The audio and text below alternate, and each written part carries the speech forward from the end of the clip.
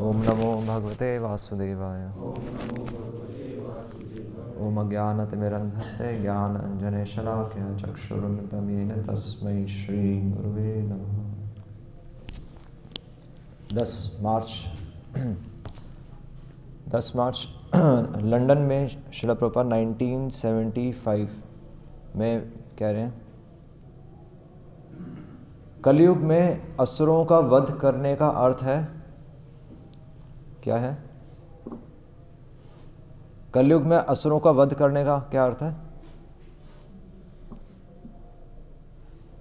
नहीं पता किसी को? चैतन्य महाप्रभु क्या करने के लिए आए हैं? कलयुग में असुरों का वध कैसे करेंगे? चैतन्य महाप्रभु कैसे कर रहे हैं? हाँ जी, 5 हाँ तो क्या, हाँ ठीक है। और उसका प्रोसेस क्या दिया है चैतन्य महाप्रभु ने?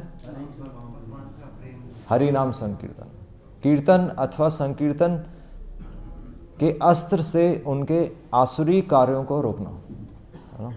तो ये असुरों का वध करने का तरीका है। और श्री चैतन्य महाप्रभु के अनुयायी उसी संकीर्तन का प्रचार कर रहे हैं। तो ये प्रोसेस सिंपल है, पर क्या मुश्किल है?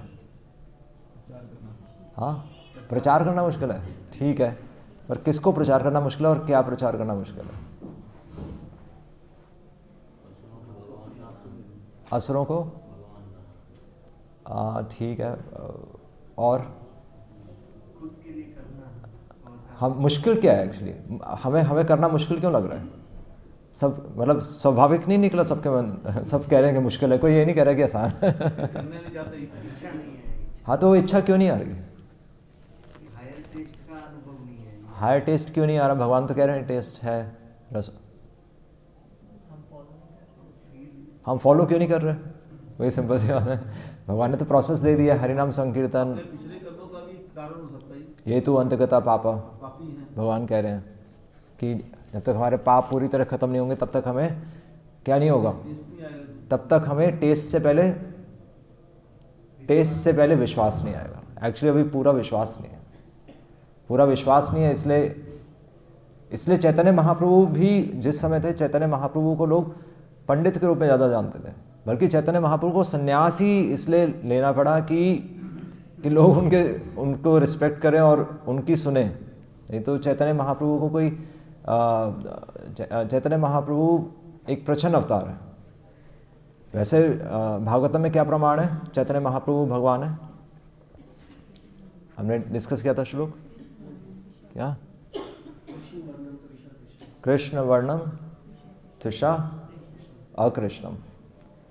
आगे क्या है? सांगो उपांग अस्त्र पार्षदम यजंती ही नहीं क्या, यज्ञ ही संकीर्तन प्राय यजंती ही सुमेधसा। तो ये 11.5.32 का श्लोक है, 11th कैंटो का। पर पॉइंट यह है कि चैतन्य महाप्रभु जब थे तो उस समय भी तो उनका जब वो जगन्नाथपुरी में भगवान के सामने दर्शन करने गए तो वहाँ पर मूर्छित हो गए और उनके शरीर में लक्षण ही आ गए थे।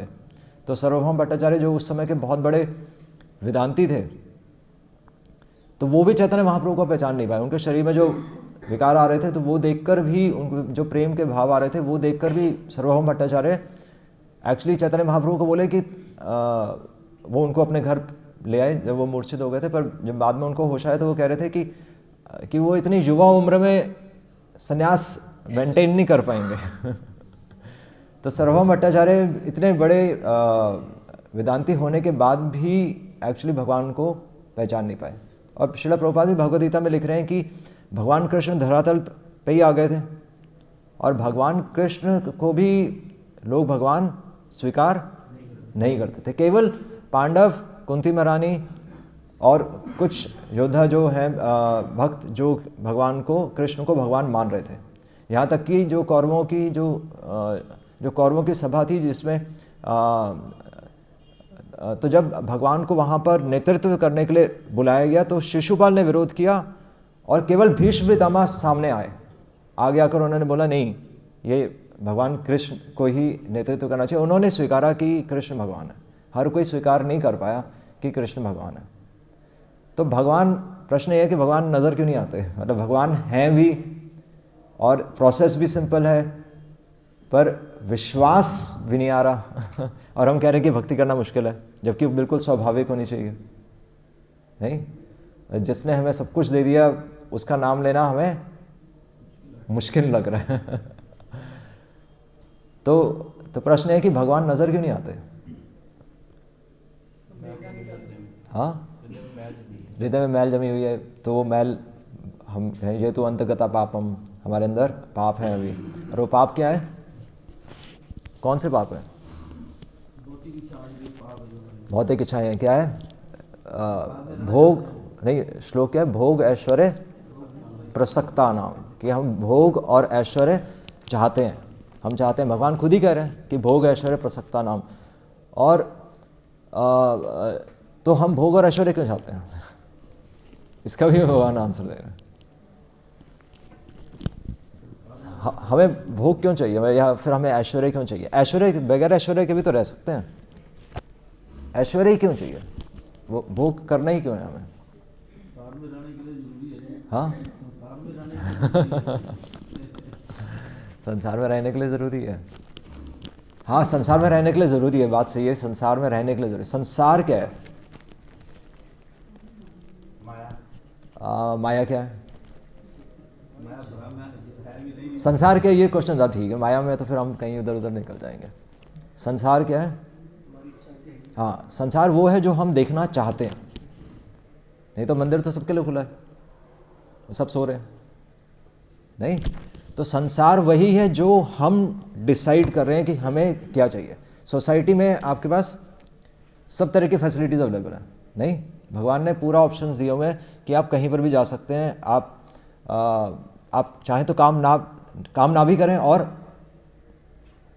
तो आलसी लोग भी होते हैं जो कि बिल्कुल कुछ काम नहीं करते, उनका भी जीवन चलता रहता है कई लोग बहुत मेहनत करते हैं तो उनका भी जीवन चल रहा है। और कई लोग आप देखेंगे सड़क पर तो या पान की दुकान खोल कर बैठे तो उसका भी तो काम चल रहा है, या सिंपल सा कोई बीड़ी भी बेच रहा है तो उसका भी काम चल रहा है। तो काम तो कैसे भी चल सकता है। पॉइंट ये है कि हम अपना संसार खुद चूज़ करते हैं। उस दिन हम यही डिस्कस कर रहे थे ना कि हम अपना फ्यूचर भी खुद ही बना रहे हैं। तो पॉइंट यह है कि भोग ऐश्वर्य प्रसक्ता नाम, हम भोग और ऐश्वर्य क्यों ढूंढ रहे हैं? हम भोग और ऐश्वर्य क्यों ढूंढ रहे हैं?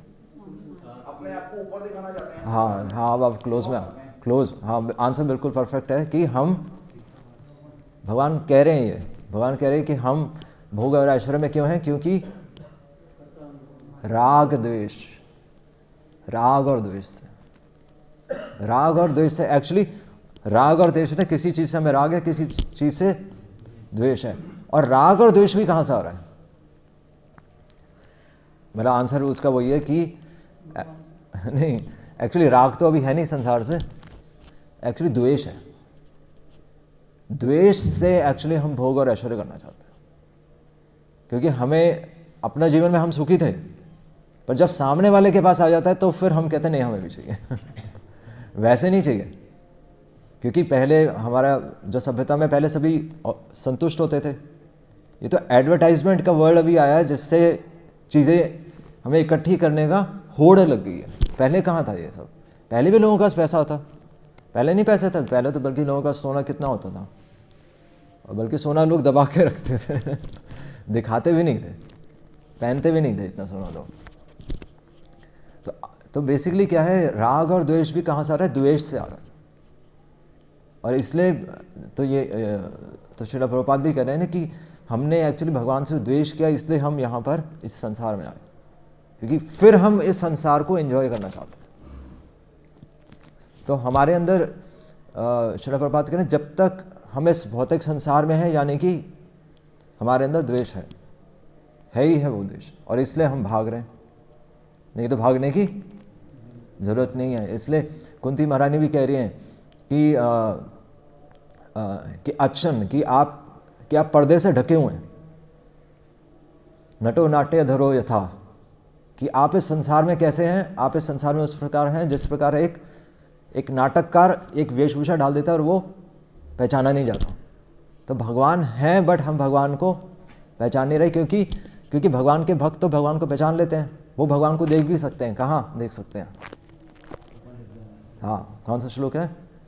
संतः प्रेमंजना चूरिता संतः सदैव हृदयेषु विलोकयन्ति। वो संत हमेशा भगवान को हृदय में देखते रहते हैं। कैसे? प्रेम के अंजन से, क्योंकि उन्हें इस संसार की होड़ में नहीं हो, इसलिए वो भगवान को देख सकते हैं।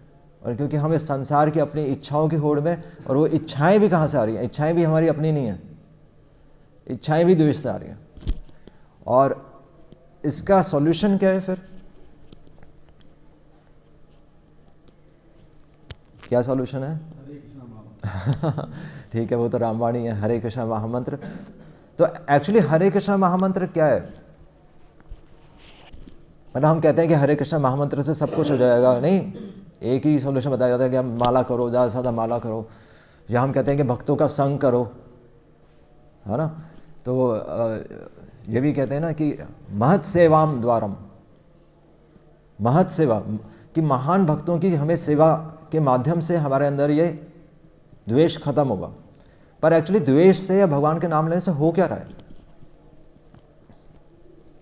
मतलब क्या प्रोसेस क्या चल रहा है?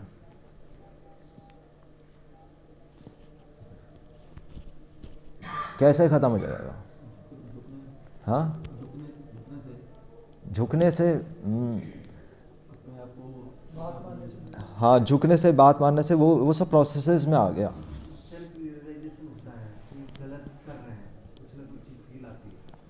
एक्चुअली एक डायरेक्ट प्रोसेस है, हम इनडायरेक्टली सोच रहे हैं।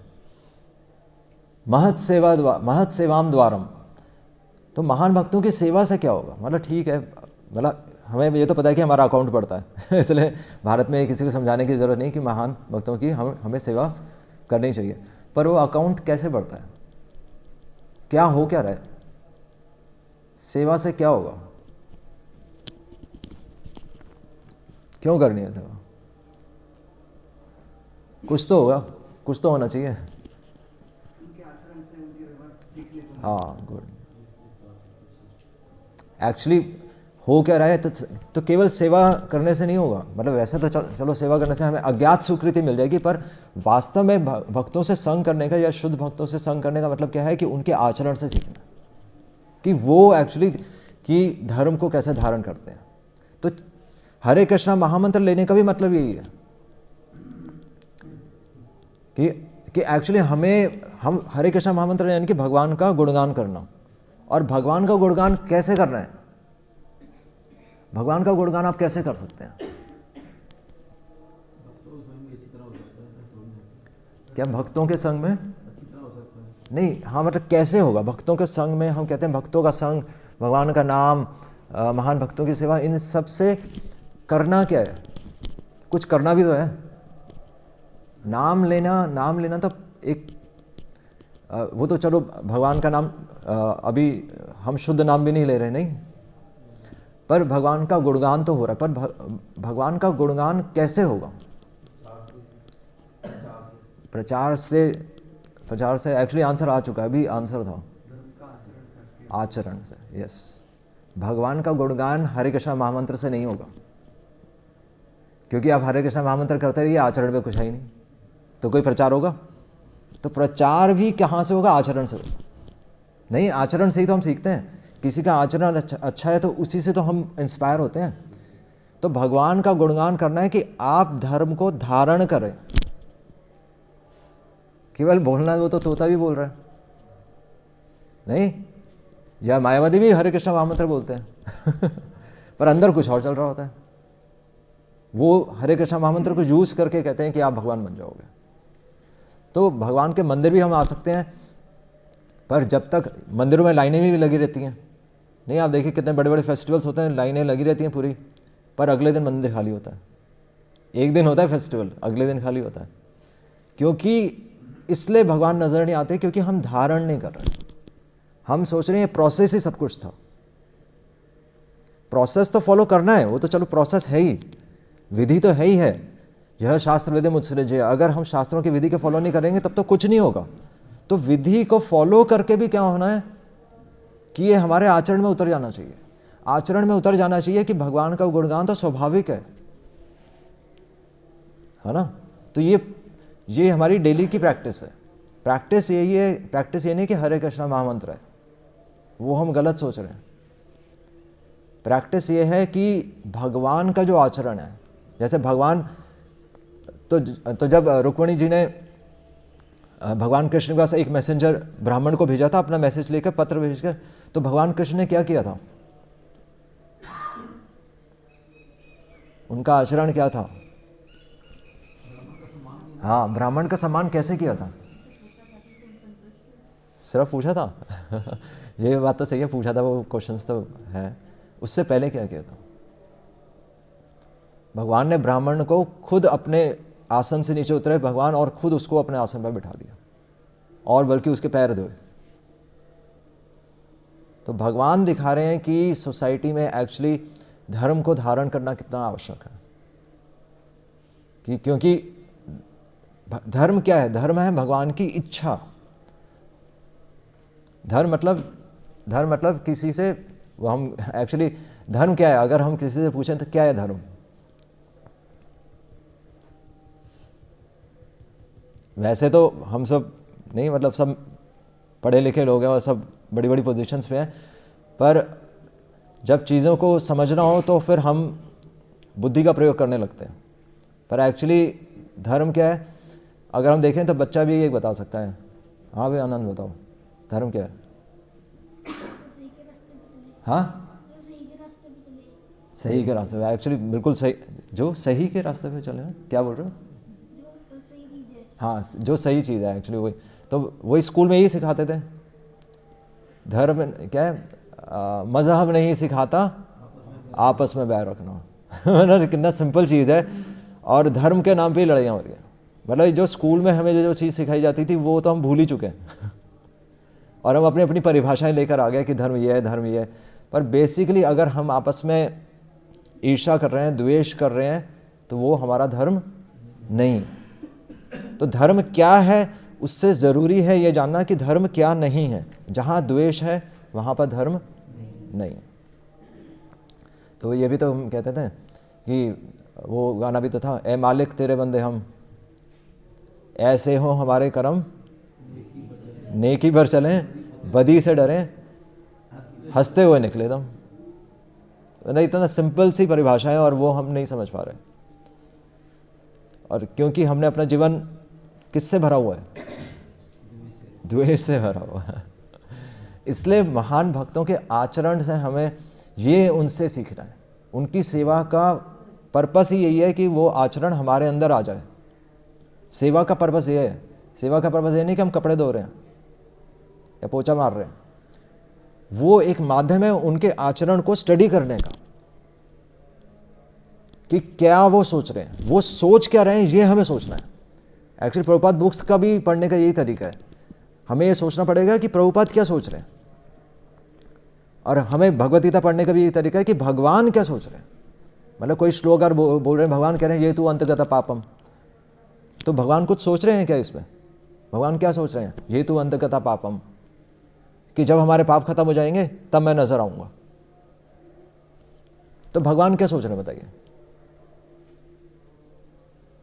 वैसे तो कोई फीलिंग नहीं आ रही ना, हम तो सिंपल ट्रांसलेशन ले रहे हैं, पर हमें सोचना पड़ेगा कि भगवान क्या सोच रहे हैं। क्योंकि भगवान चाहते हैं कि हमारे पाप खत्म हो जाए, और भगवान चाहते हैं कि हमारे पाप पूरी तरह खत्म हो जाए। ये तो अंतगत पापम, पूरी तरह हमारे पाप खत्म हो जाए, ताकि हम भगवान के धाम, भगवान करें मेरे धाम आकर तभी तुम भक्तों के साथ रह पाओगे। तो भगवान की प्रगाढ़ इच्छा है, तभी तो भगवान ने भगवद गीता बोल रहे हैं। इसमें मतलब केवल श्लोक नहीं है कि हम श्लोक पढ़ लिया मीनिंग पढ़ लिया, श्लोक पढ़ लिया मीनिंग पढ़ लिया, वो सब नहीं चल रहा। यहाँ पर भगवान की पूरी फीलिंग्स हैं। भगवान पूरा प्रोसेस बता रहे हैं कि हम गलत दिशा में चल पड़े। इसी को बोलते हैं मेटेरियलिस्टिक सोसाइटी। हम चीज़ों को इकट्ठा करने में लगे हुए हैं। तो सिंपल भगवान क्यों नहीं नज़र आते? क्योंकि हमने अपनी सोसाइटी खुद चूज़ की है ना। नहीं तो हमेशा हम भगवान को साक्षात देख सकते हैं। संतः सदैव हृदयेषु विलोकयन्ति। हरे कृष्णा कृष्णा कृष्णा हरे हरे, हरे राम राम राम हरे हरे। श्रील प्रभुपाद की जय। कोई प्रश्न किसी का?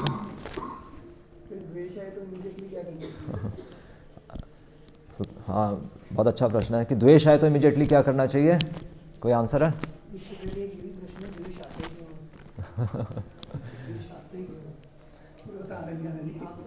द्वेष आता ही क्यों नहीं, ये बहुत अच्छा प्रश्न है। द्वेष क्यों आता है? हम कह रहे हैं द्वेष से इच्छाएं आती हैं, फिर वापस उसी पे आ गए ना। द्वेष क्यों आता है? हाँ, एक्चुअली ये बात सही है, क्योंकि अपने बच्चों से द्वेष कभी नहीं होता। अपने बच्चों से कभी द्वेष नहीं होता। हम भगवान का, हम सोसाइटी को भगवान का अंश नहीं समझ रहे। भगवान पिक्चर में नहीं है, इसलिए द्वेष है। वरना अपने परिवार के प्रति द्वेष आता है? नहीं आता। अपने परिवार के लिए तो हम कुछ भी कर जाते हैं, कुछ भी कर जाते हैं। एक्चुअली भगवान यही दिखा रहे हैं कि हम अपने परिवार के प्रति कितने आसक्त हैं। और यानी कि जब अपने परिवार के प्रति हम इतने आसक्त हो सकते हैं, तो यानी कि भगवान के प्रति भी इतने आसक्त हो सकते हैं। इसलिए परिवार बनाए गए, ये दिखाने के लिए, और बल्कि ये दिखाने के लिए कि हम भगवान को अभी नहीं चाहते।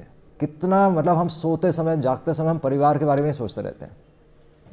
लोग तलवारें निकाल लेते हैं अपने परिवार के लिए, पर भगवान के लिए वो तलवारें भी निकालेंगे, वो भी अपने लिए निकालेंगे। वो भगवान के लिए कोई तलवारें नहीं निकालता, क्योंकि मज़हब नहीं सिखाता आपस में वैर रखो। तो सिंपल है कि, और अगर द्वेष आ भी जाए, वो तो हमारे अंदर भरा ही हुआ है, तभी हम इस संसार में। तो द्वेष आ जाए तो क्या करना चाहिए? हमें पता होना चाहिए कि एक तो हम उस द्वेष को यूज़ कर सकते हैं। आप तो उस द्वेष को कैसे यूज़ करेंगे? हाँ, कैसे? अपने ऊपर मैं भक्ति नहीं कर पा रहा। एक्चुअली भक्ति शुरू ही तभी होगी जब हमें पता चलेगा कि हम द्वेष कर रहे हैं। तब पता चलेगा ना कि मैं बीमार हूँ। भगवद गीता शुरू ही यहाँ से होती है। अगर हमें पता चल गया कि हम द्वेष कर रहे हैं, तो आप अपने आप को 100 नंबर दे, 100 नंबर दीजिए। बहुत खुशी की बात है कि भगवान ने मुझे दिखा दिया कि मैं द्वेष कर रहा हूँ, क्योंकि भगवद गीता शुरू ही वहाँ से होनी थी। मामका पांडवश्चैव, मामका, मैं यही सोच रहा हूँ, और इसलिए द्वेष, मैं द्वेषी हूँ।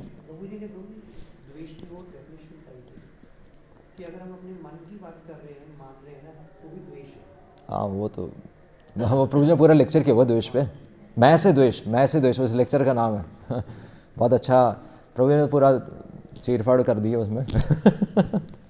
तो सिंपल है कि, और दूसरी तरीके से द्वेष है कि जिससे द्वेष कर रहे हैं, अब कुछ करना भी है तो उसकी सेवा करें, क्योंकि मैं द्वेष कर रहा हूँ, इसलिए मुझे अब सेवा करनी चाहिए, और इसलिए मुझे अब भक्ति की ज़रूरत है, मुझे मेडिसिन की ज़रूरत है, इसलिए मुझे श्रवण करना चाहिए, ज़्यादा से ज़्यादा सुनना चाहिए, ज़्यादा से ज़्यादा अप्लाई करना चाहिए, और अपने आप को आत्म संशुद्धि, अपने आप को प्यूरिफाई करना चाहिए। तब भगवान मुझे स्वीकार करेंगे।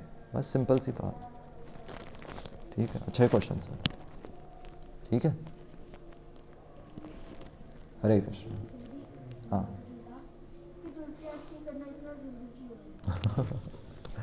ये सारे प्रश्नों के उत्तर वहीं से आते हैं जो आज का टॉपिक है। भगवान के भक्तों को तुलसी आरती करना ज़रूरी क्यों है?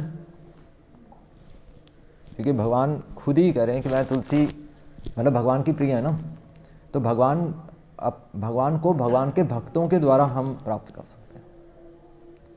तो इसलिए फिर हम तुलसी आरती करते हैं, तुलसी को ग्लोरीफाई करते हैं। एक हम साउथ इंडिया में थे, तो वहाँ गीता मंदिर था, गीता का मंदिर था। तो एक पूरी दीवार पे, मतलब चारों दीवारों पे ग्रेनाइट की दीवारें थी, पूरी दीवार में सब श्लोक लिखे हुए थे गीता के, 700 श्लोक। और फ्रंट दरवाजे के नीचे एक ऊपर बना रखा था उन्होंने, एक तराजू था, सारे वेद शास्त्र एक तरफ और भगवद गीता और तुलसी का पत्ता एक तरफ, और उसका वजन ज़्यादा। तो भगवान की प्रिय है। वृंदाई तुलसी देव्याई प्रियाई केशवस्य च, विष्णु भक्ति प्रदे देवी सत्यवत्ताई नमो नमो। तो सिंपल ये श्लोक हम कभी तो गाते हैं, उनकी प्रिय है। भगवान को, उनके प्रियजनों का याद दिलवा के हम भगवान की सेवा कर सकते हैं। हरे कृष्ण। श्रील प्रभुपाद की जय।